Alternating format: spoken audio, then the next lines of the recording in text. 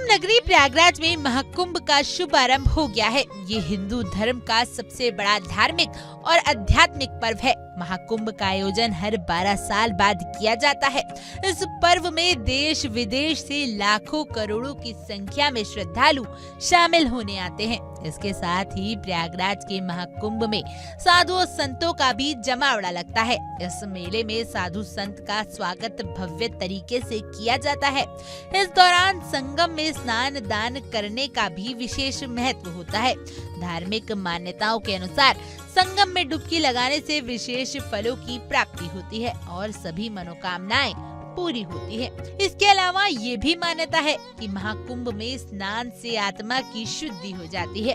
वहीं महाकुंभ का विशेष पूजा अर्चना यज्ञ सहित अन्य धार्मिक अनुष्ठान आयोजित किए जाते हैं। ऐसे में चलिए सबसे पहले समझते हैं महाकुंभ के पहले दिन स्नान के लिए सबसे शुभ मुहूर्त कब से कब तक रहेगा।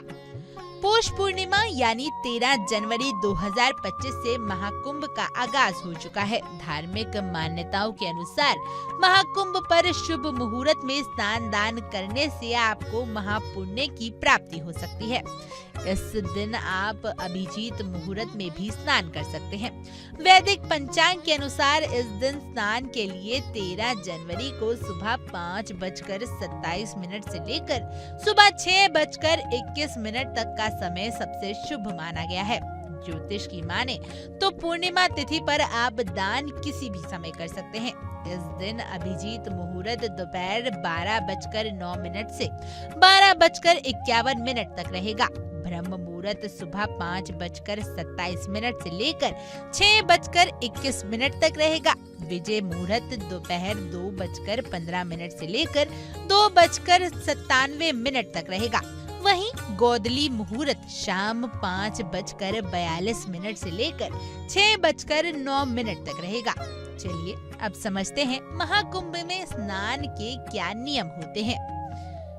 धार्मिक मान्यताओं के अनुसार महाकुंभ के दौरान संगम में स्नान करना बहुत पुण्य का काम माना जाता है, लेकिन इस दौरान कुछ खास नियमों का पालन करना चाहिए। मान्यता है कि इस नियमों का पालन करने से व्यक्ति की सभी मनोकामनाएं पूरी होती हैं। संगम में स्नान के दौरान भक्त साबुन या शैम्पू का इस्तेमाल ना करें, क्योंकि माना जाता है कि ऐसा करने से पवित्र जल अशुद्ध हो जाता है। इसके साथ ही श्रद्धा और मन की शुद्धता के साथ स्नान करें और नकारात्मक विचारों से दूर रहें।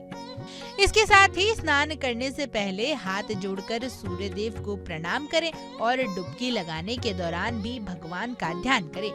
महाकुंभ के इस विशाल आयोजन में देश विदेश से साधु संत महात्मा श्रद्धालु और पर्यटक भाग लेने के लिए पहुंच रहे हैं। इस बार का महाकुंभ विशेष रूप से ऐतिहासिक है, क्योंकि 144 साल बाद ये अद्भुत संयोग बना है। संगम के तट पर साधना और ध्यान के विशेष कार्यक्रम भी होंगे, जहां आध्यात्मिक गुरु और संत लोग आस्था का मार्ग दिखाएंगे। इस धार्मिक और सांस्कृतिक पर्व में लाखों लोग आकर न केवल अपना शरीर बल्कि अपनी आत्मा की भी शुद्धि करेंगे। महाकुंभ के इस आयोजन में देश और विदेश से श्रद्धालु पधार रहे हैं, जो न केवल आस्था की डुबकी लगाते हैं बल्कि भारतीय संस्कृति, परंपरा और आध्यात्मिकता के बारे में भी गहरी समझ प्राप्त करते हैं। इस पर्व में भाग लेने से व्यक्ति को आत्मिक शांति, समृद्धि और संपूर्ण जीवन के लिए सकारात्मक दिशा मिलती है।